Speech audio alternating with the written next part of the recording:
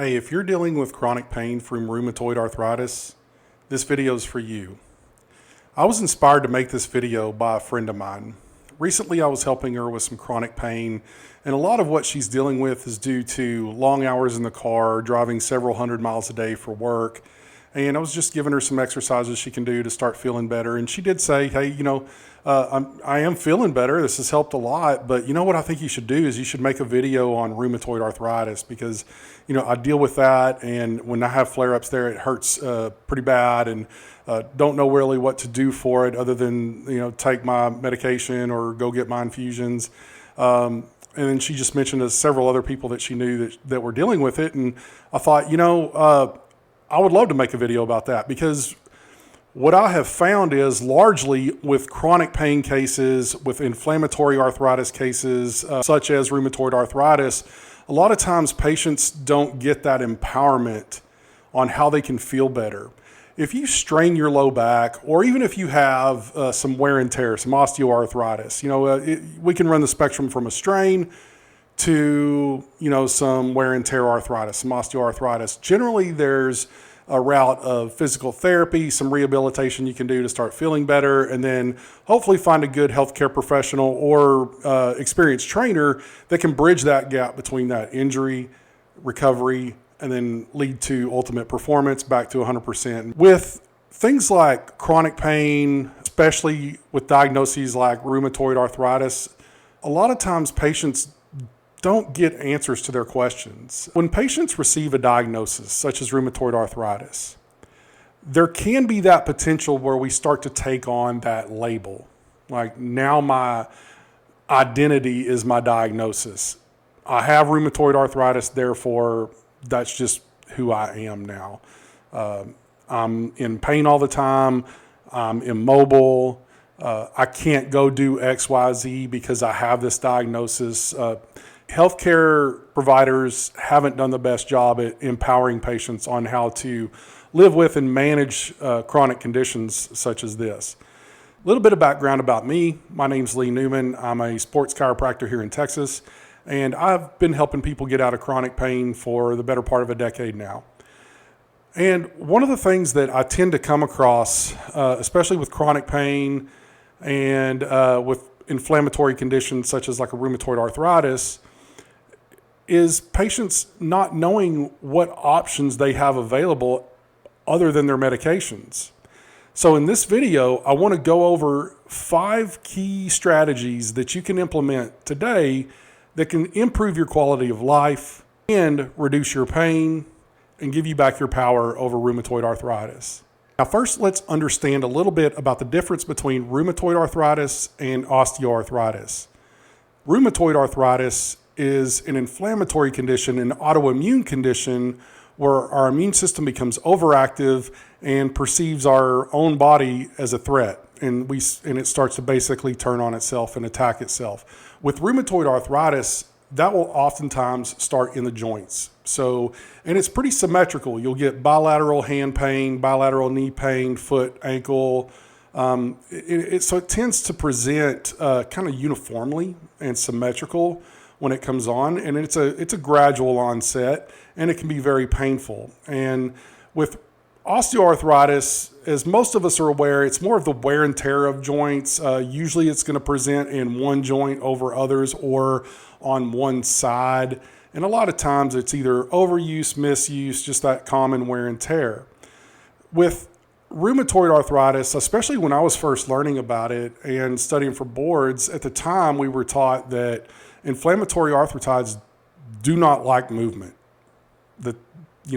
Exercise is not a good idea. That didn't make any fucking sense to me. But hey, I had to pass board, so I had to at least know that part of it, right?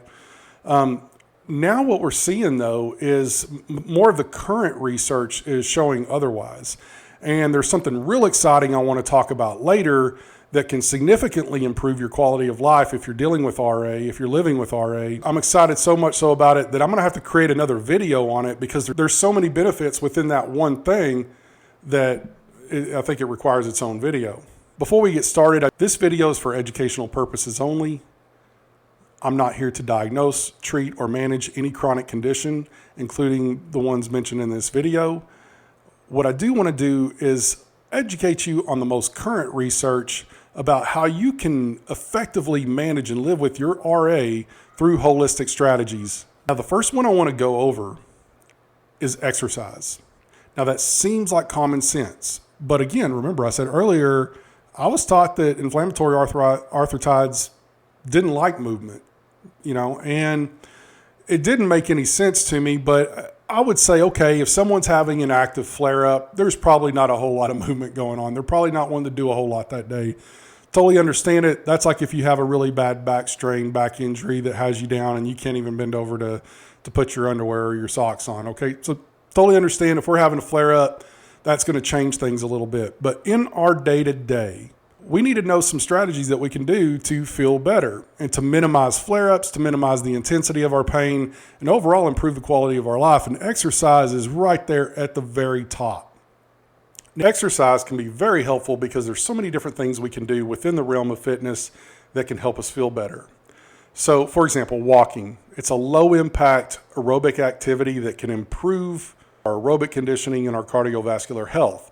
That's important because people living with RA are more predisposed to heart disease. In fact, heart disease is the #1 killer in patients living with RA. Secondly, aquatic exercises. Hey, your joints are kind of taking a beating from this inflammatory condition. If we go in and do some swimming or some aquatic aerobic classes, that can really feel good on the joints and, again, improve that quality of life.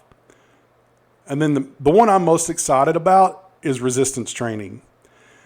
This blew my mind when I found out about just how the research supports resistance training in patients living with RA. It really needs a video in and of itself. I'm really excited about this one. It's something that I didn't really put a whole lot of thought in the past when it came to patients living with RA. I'm really excited about what the current research says about how resistance training can lower your pain and improve your quality of life if you're living with RA. There's a lot to go through when it comes to resistance training, living with chronic pain, and especially RA. So I'm going to make a separate video about it, and I'm going to post it at the end of this one. The next strategy is the anti-inflammatory diet. Now that seems like, okay, that's common sense. Heard this one before. I need to up my omega-3s. I need to limit this. I need to add that.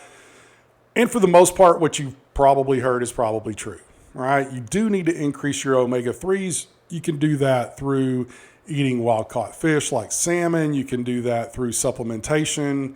Definitely different strategies. You can do that through eating eggs, which in my opinion is the #1 food you can eat is eggs, whole eggs. Additionally, what we need to do is limit processed foods. Now, I'm not saying we need to be dogmatic about this. I'm not saying you can't have treats, you can't enjoy yourself. But when you're trying to find out what are some of the triggers that can cause flare-ups or cause your pain to get a little bit worse throughout the day, it's a good idea to do some sort of elimination diet at some point, especially in the beginning, just to see what those triggers are, slowly add things back. So when it comes to an anti-inflammatory diet, especially an elimination diet, I'm looking at more something like carnivore or keto or paleo. Paleo is going to be your most inclusive diet, in anti-inflammatory diet, when it comes to trying to eliminate certain foods because you haven't eliminated everything. Carnivore, you could be really strict where it's just meat only, red meat only. That would be the lion diet. Then there's kind of that more broad beef, butter, bacon, and eggs. Then you have your keto, where you may have a little bit of vegetables in there as long as it's keeping the carbs really, really low. You may have some avocado, other things like that in the mix that are kind of adding to that ketogenic diet. But if you're keeping true to a whole foods keto, it's going to look pretty similar to carnivore. It's going to be somewhere in between carnivore and paleo. And the last one's paleo. So paleo, you're not going to really be cutting out a ton of things. If anything, you're mainly just cutting out processed foods. Paleo, think about your shopping around the perimeter of the grocery store. So your produce, your fruits and vegetables, meat, some dairy, eggs, bacon, things like that. So having that approach can be pretty helpful, especially early on when you're trying to figure out what those food triggers are that could potentially lead to you having more flare-ups and increased pain. Also, you just want to make sure that you're getting in the proper supplementation, vitamin D, vitamin K, and magnesium. Now, the third strategy I want to discuss is mindfulness and meditation. Now, with mindfulness and meditation practices, I would also include either cognitive behavioral therapy, maybe some EMDR therapy, so definitely consulting with a licensed therapist. Oftentimes with chronic pain, especially when we get a diagnosis such as RA, I think I mentioned earlier in the video, it can tend to become a label. It's important to have a team of people that are in your corner, whether it's friends, family, but we also need healthcare professionals. So a doctor that is up to date on the most current research on how you can manage RA. You also need a qualified physical therapist or certified personal trainer that has experience in helping patients with chronic pain. We also need a good counselor, a good therapist that can help us work through some of the limiting beliefs that we can tend to start to take on when we potentially take on this identity of someone who has chronic pain. Now, what do I mean by that? Limiting beliefs. Well, we tend to think, okay, I have this chronic pain diagnosis, I have RA, I have all this inflammation in my body, I'm broken. You're not broken. Okay, this is something you can definitely work with. If you can move your body, then you should move your body, regardless of what diagnosis you're dealing with. If you can move your body and you can do it with little to no discomfort or little to no pain, then you should be doing so. And a licensed therapist can help you work through some of the mental barriers, some of the psychological barriers that come along with dealing with chronic pain. So that's having that therapist in your corner, but also mentioned, and I started with mindfulness and meditation. And they can actually help guide you through some of these things. So what mindfulness or meditation might look like to you isn't always just sitting with your legs crossed, having your hands up in the air like this, chanting. You could do that. I have no problem with that.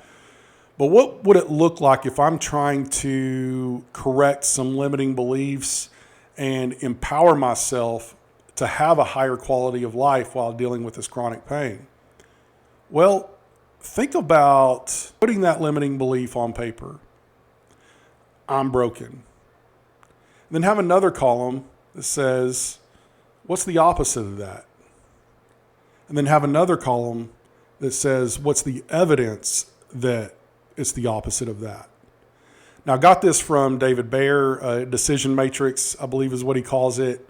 So in this instance, what that could look like, and this is more of a mindfulness exercise, is you could have the words, I'm broken.